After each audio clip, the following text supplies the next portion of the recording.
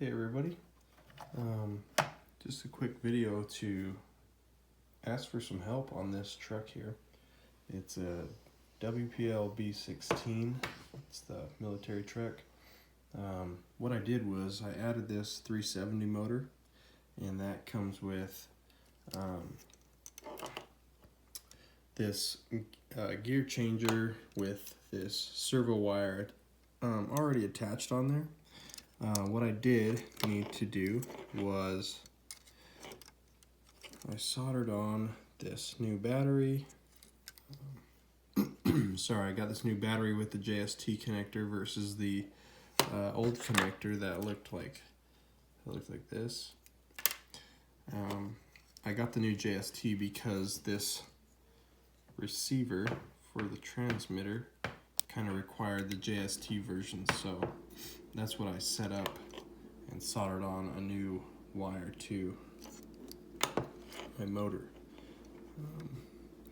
Because what I bought also, in order to use the 2-channel, or I guess the 2-speed, I needed a 3-channel remote, and I picked up this All-Star remote. Run That RC did a pretty good review about this remote. The only problem that I'm having is in order to get the steering servo to work, you need to have this wire that has 3 separate conductors, because that plugs into my receiver.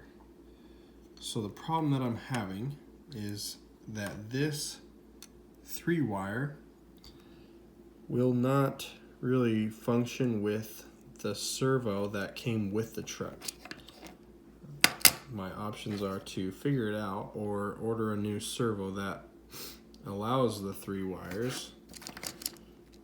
So before I took off the sheath of the wires here, so I just peeled that back. This was my red side and this was the black side.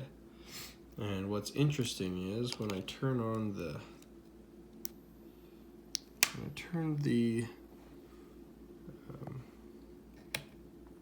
truck on, I linked it with the remote. If I touch these 2 wires, so it just spins.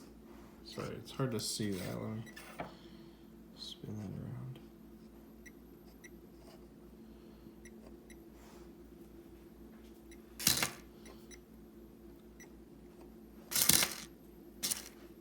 If I touch those 2 wires like that, whether they're, red on one, brown on the other, or switched, it just reverses what order the what direction the steering servo is turning, but it just spins in a circle. I don't know if I were to put that back in the truck and connect it to everything, is it gonna burn up the servo because it's trying and forcing itself in a certain direction with the wires connected, or is it gonna function normally? I have no idea.